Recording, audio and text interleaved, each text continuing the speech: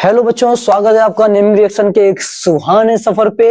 आज हम लोग पढ़ेंगे नेमिंग रिएक्शन की 8वीं ट्रिक, जिसमें हमारे पास में 3 नेमिंग रिएक्शनें पढ़ने को मिलेंगी। कितनी? 3 नेमिंग रिएक्शन, जो कुछ इस प्रकार से हैं: एल्डोल संघनन, बेंजोइन संघनन और केनिजारोव क्रिया। तो चलिए शुरू करते हैं बिना किसी देरी के।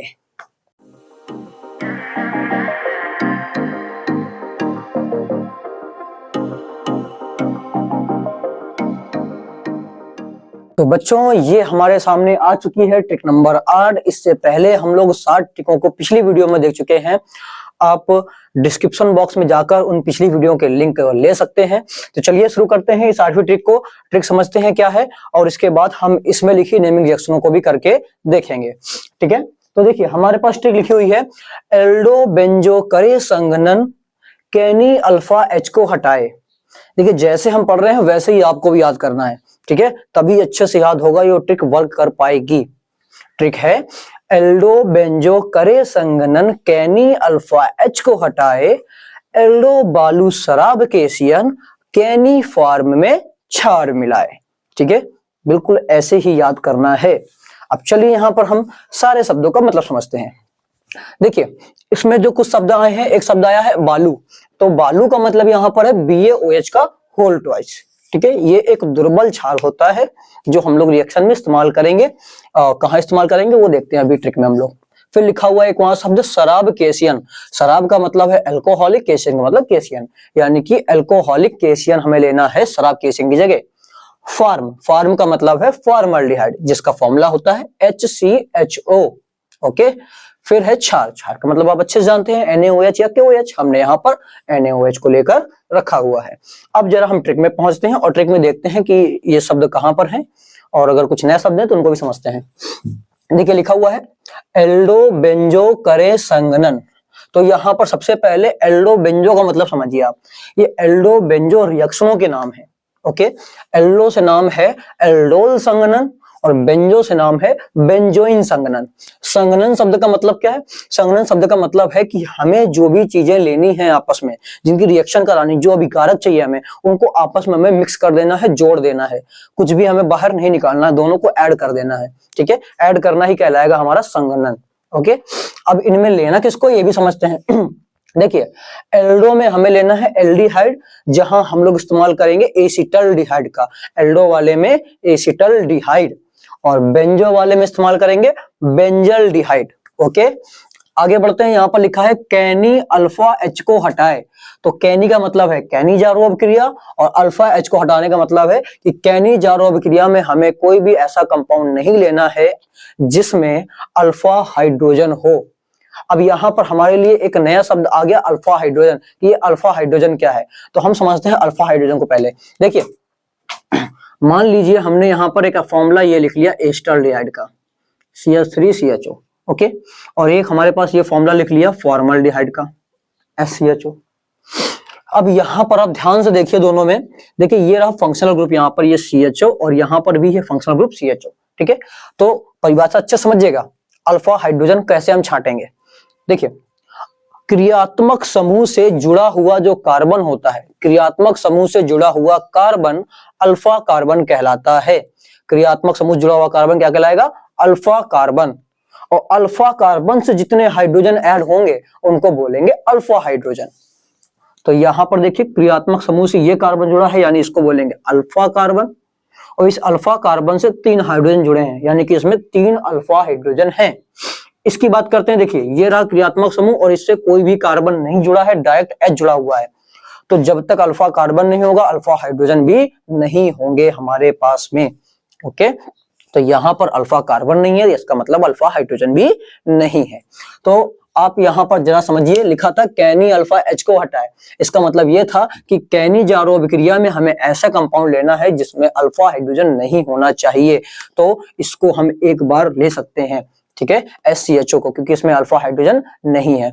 अब कुछ लोग ये सोचेंगे ऐसे कैसे ले लेंगे, मतलब फॉर्मल्डिहाइड हमें कैसे याद रहेगा?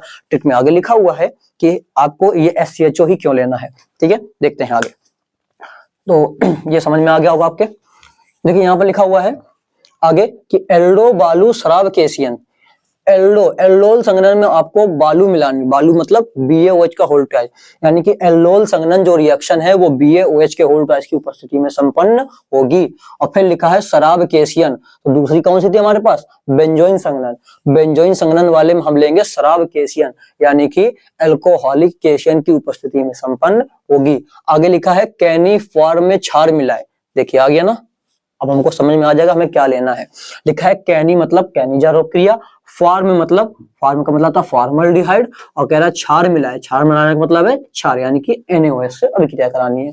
तो कैनिजारों में फॉर्मल्डिहाइड की रिएक्शन क्षार यानी NaOH से हमें करानी है। क्या बनता है वो बात की बात है। तो ट्रिक हमने पूरा समझ लिया है कि क्या है, उनके शब्दों को समझ लिया है। अब यहाँ पर हम लोग इसको समझते हैं पूरी रिएक्शनों को कैसे होंगी। तो देखिए हमारे पास 3 रिएक्शन थी, एल्डोल संघनन, बेंजोइन संघनन, कैनिजारो क्रिया।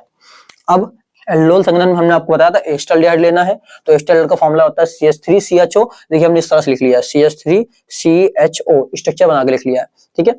यहाँ पर हमने CHO को तोड़ा है, आगे वाले में दोबारा हमने फिर से एस्टल्डिहाइड लिया है, ये देखिए CH3CHO, दोबारा से हमने फिर से एस्टल्डिहाइड लिया है, बट यहाँ पर अब क्या CH3 को हमने ब्रेक किया है, CHO को वैसा का वैसा लिख दिया है, ओके। और किसकी उपस्थिति में करानी थी, बालू यानी कि BaOH के होल ट्वाइस की उपस्थिति में। फिर बेंजोइन संघनन में बोला था बेंजल्डिहाइड लेना है, तो देखिए बेंजल्डिहाइड का फॉर्मूला होता है C6H5CHO। तो यहाँ पर हमने देखिए CHO को ब्रेक किया, इधर भी CHO को ब्रेक किया, 2 बार क्या लिया है, बेंजल्डिहाइड। तो एल्डोल संघनन में 2 बार एस्टल्डिहाइड को आपस में मिलाना है, बेंजोइन संघनन में 2 बार बेंजल्डिहाइड को मिलाना है। किसकी उपस्थिति में हो रहा है, पढ़ा था ना, शराब केशियन, अल्कोहलिक केशियन की उपस्थिति में ये रिएक्शन होगी। फिर कैनिजारो क्रिया में क्या था, कैनिफॉर्म में क्षार मिलाए, फॉर्मल्डिहाइड के साथ क्षार की क्रिया। देखिए ये रहे फॉर्मल्डिहाइड के 2 मॉलिक्यूल, इसमें क्या मिलाना है, क्षार, ठीक है। तो क्षार की रिएक्शन करा रहे हैं। अब यहाँ पर हमारे पास इसको समझने के 2 मेथड हैं, एक स्ट्रक्चर के फॉर्म में, एक डायरेक्ट, दोनों आपको बताएंगे। शुरू करते हैं पहले रिएक्शन से। देखिए जब आप 2 बार एस्टल्डिहाइड को आपस में मिलाएंगे तो अच्छे से आपको पता होगा कि हमें डबल बॉन्ड को ही तोड़ना होता है। हमारे पास में अगर सिंगल डबल ट्रिपल बॉन्ड लगे हुए हैं, तो कई बार बता चुके हैं आपको कि सिंगल बॉन्ड बहुत मजबूत होता है, डबल उससे कम, और ट्रिपल सबसे कम मजबूत होता है, ठीक है। तो सिंगल की तुलना में डबल थोड़ा कमजोर है, तो हम किसको तोड़ेंगे, डबल बॉन्ड को तोड़ेंगे। तो यहाँ पर हमने डबल बॉन्ड का ये वाला एक बॉन्ड तोड़ देंगे, तो डबल बॉन्ड तोड़ते ही देखिए हमारे पास बचा कुछ ऐसा, CH3 single bond C single bond O single bond H। अब ये बताइए हमने डबल बॉन्ड किसके किसके बीच तोड़ा है, कार्बन और ऑक्सीजन के बीच में। तो कार्बन पे भी एक जगह खाली और ऑक्सीजन पे भी एक जगह खाली हो जाएगी, क्योंकि हमने इन्हीं दोनों से बॉन्ड को तोड़ दिया है, ओके। अब ये वाला जो H है हमारा, ये H हम दे देंगे इस ऑक्सीजन को, तो इस ऑक्सीजन को H देते ही ये क्या हो जाएगा, ये बन जाएगा हमारा OH। और ये H हटते ही देखिए इस कार्बन पे भी जगह खाली हो गई, तो ये कार्बन का ये वाला बॉन्ड और इस कार्बन का ये वाला बॉन्ड आपस में जुड़ जाएंगे, तो ये हो जाएगा इस तरह से कुछ, ठीक है। इस कार्बन पे 2 हाइड्रोजन जुड़े हुए हैं, तो चाहो तो आप ऐसे ही लिख दीजिए, या फिर हम ऐसे लिख दे रहे हैं CH2, और इसी कार्बन से एक जुड़ा हुआ है CHO। ये हमारे पास जो बन के आया है इसका नाम है एल्डोल। क्या नाम है इसका, एल्डोल। अच्छा, इसके अलावा अगर हम सोचे कोई और नाम, तो और नाम भी बन सकता है। कैसे, देखिए अभी आपको थोड़ी देर पहले बताया था कि क्रियात्मक समूह से जुड़ा हुआ कार्बन अल्फा कार्बन, और अल्फा से जो कार्बन जुड़ा होता है उसको बोलते हैं बीटा कार्बन। तो क्रियात्मक समूह से जुड़ा हुआ अल्फा कार्बन, अल्फा से जुड़ा हुआ बीटा कार्बन, यानी कि ये बीटा कार्बन है। और बीटा पे क्या जुड़ा हुआ है, OH ग्रुप, तो OH को बोलते हैं हाइड्रोक्सी, आईयूपीएसी क्या बोलते हैं, हाइड्रोक्सी। तो इसका नाम हो जाएगा बीटा हाइड्रोक्सी।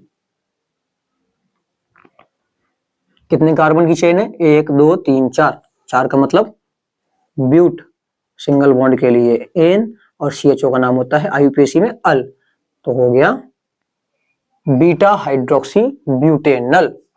या फिर इसका नाम हमने क्या बोला, आप लिख सकते हैं एल्डोल। अगर आप आईयूपीएसी नेम नहीं बना पा रहे हैं तो आप एल्डोल भी लिख सकते हैं। समय आने पर आईयूपीएसी भी आपको सिखाई जाएगी, जैसे हमको मौका मिलता है इसकी वीडियो भी हम लोग बनाएंगे। आगे देखते हैं बेंजोइन संघनन, सेम काम इसमें भी कराना है। बॉन्ड तोड़ दीजिए इसको, तो ये बन जाएगा C6H5 सिंगल बॉन्ड C, और ये रहा H सिंगल बॉन्ड O, एक कार्बन पे जगह खाली, एक ऑक्सीजन पे जगह खाली, ऑक्सीजन वाली खाली जगह को हम क्या देंगे, अब की बार ये वाला H दे देना है हमें ऑक्सीजन को, इस H को आप दे देंगे तो फिर से ये OH हो गया। अभी देखिए इस कार्बन पे जगह खाली हो गई है, तो इस कार्बन को जोड़ेंगे, इस कार्बन से, कार्बन पे डबल बॉन्ड लगा हुआ है तो इसको हमने डबल बॉन्ड के साथ ऑक्सीजन जोड़ दिया। इसी कार्बन पे यहाँ पर क्या जुड़ा हुआ है, C6H5, तो इस पर जोड़ दिया C6H5। ओके तो ये जो हमारे पर बन गया इसका नाम है बेंजोइन। ओके इसका नाम है बेंजोइन। आगे बढ़ते हैं कैनिजारो क्रिया में। देखिए ये अगर हम दो मॉलिक्यूल लेते हैं, समझने के स्तर से आपको अगर करना है तो हमें दो मॉलिक्यूल लेके इस तरह से करनी पड़ेगी रिएक्शन। ये हमने दोनों के स्ट्रक्चर बना लिए हैं फॉर्मल्डिहाइड के। इसमें से एक फॉर्मल्डिहाइड का ऑक्सीकरण होता है और एक पर अपचयन होता है। तो अपचयन का मतलब ही आप जानते हैं हाइड्रोजन ऐड होना, हाई स्कूल में आप पढ़ के आए होंगे। अपचयन का मतलब होता है हाइड्रोजन का ऐड होना, ऑक्सीकरण का मतलब होता है ऑक्सीजन का ऐड होना। बट अगर हम लोग केवल हाइड्रोजन के बेस पर बोले तो अपचयन का मतलब हाइड्रोजन का ऐड होना, ऑक्सीकरण का मतलब हाइड्रोजन का कम होना, केवल हाइड्रोजन के बेस पर अगर बात की जाए। तो यहाँ पर देखिए अगर हम कह रहे हैं कि इस वाले का इसका हाइड्रोजन हम निकाल दें, इसका निकाल के इसको दे दें। अब इसको क्यों देंगे, यहाँ पर ध्यान से देखिए डबल बॉन्ड लगा हुआ है, डबल बॉन्ड को ब्रेक करेंगे डबल बॉन्ड को ब्रेक करते देखिए कुछ ऐसा हो जाएगा, ये H और ये C, डबल बॉन्ड को ब्रेक करते ही ऐसा कुछ दोनों के बीच में लगा है बॉन्ड, तो कार्बन पे एक जगह खाली और एक जगह ऑक्सीजन पे खाली। ओके अब देखिए दो जगह खाली है ना, एक ऑक्सीजन पे और एक कार्बन पे। तो अब हम दे सकते हैं ना इसको, तो ये वाला क्या करेगा, ये वाला कार्बन अपना इस हाइड्रोजन को इस कार्बन को दे देगा, और सेम चीज इसको देखते हुए ये भी करेगा कि ये अपना H उठा के दे देगा इस ऑक्सीजन को। ओके तो एक H यहां लग गया और एक H यहां पर लगा दिया हमने। तो ध्यान से देखिए आप, यहां पर H ऐड हुए हैं ना इस वाले मॉलिक्यूल में, तो इस पर क्या हो रहा है, अपचयन, इससे निकल गया है H, यानी इस पर हो रहा है ऑक्सीकरण। अब अगर इसको आप सही से देखें तो यहां से ये H हटने के बाद ये देखने में कुछ ऐसा लगेगा, और यहां से H हटने के बाद इस पर भी जगह खाली हो चुकी है, तो ये ONA फ्री हो गया है एक बॉन्ड लेकर, तो इसका खाली हिस्सा कहां जुड़ जाएगा, इस पर जुड़ जाएगा ONA। और इसको आप ध्यान से देखें तो ये आपको क्या दिख रहा है, CH3OH। अगर हमें डाइट करना है तो दो मॉलिक्यूल लेकर हम लोग क्या कर सकते हैं, NaOH क्रिया कराकर पहली चीज क्या निकालेंगे, CH3OH, याद कर सकते हैं, रट सकते हैं। और यहाँ पर ये HCOONA, HCOONA क्या क्या हमारे पास बन गया है, ये हमारे पास ये जो बन के आया इधर पे, इसका नाम है मेथिल अल्कोहल। CH3 का नाम होता है मेथिल, OH ग्रुप को बोलते हैं अल्कोहल, तो हो गया मेथिल अल्कोहल। और इसका नाम है सोडियम फॉर्मेट, सोडियम फॉर्मेट। तो अगर आपको समझ के करनी है तो ये रिएक्शन आपके पास है, और अगर आपको डायरेक्ट करना है तो इसको याद करके आप डायरेक्ट भी कर सकते हैं। उम्मीद करेंगे आपको ये तीन नेमिंग रिएक्शनें बहुत अच्छे से आ गई होंगी। तो एक काम करिए, जल्दी से आप लोग इसका स्क्रीनशॉट ले लीजिए।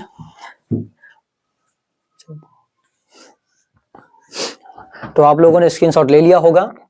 तो अगर आपको ये वीडियो अच्छी लगी हो तो हमारे चैनल को सब्सक्राइब करें और वीडियो को ज्यादा से ज्यादा शेयर करें, ताकि जो भी ऐसे बच्चे हैं जिनको नेमिंग रिएक्शन में प्रॉब्लम होती है वो इन ट्रिकों के माध्यम से अपनी नेमिंग रिएक्शन के पोर्शन को सरल बना सकें।